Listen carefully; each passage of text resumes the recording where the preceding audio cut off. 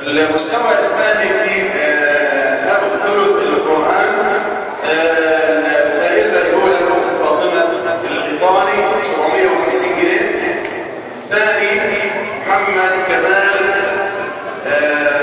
400 جنيه. الرابع عمر عبد الوهاب 200 جنيه. الخامس بسملة الشامي 150 جنيه. مستوى الثالث جنى هشام سلام 300 جنيه. عليه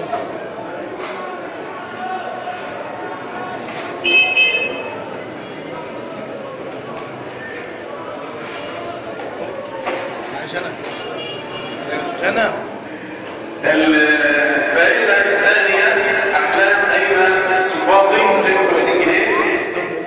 الثالث حمزة محمد الغيطاني 200 جنيه.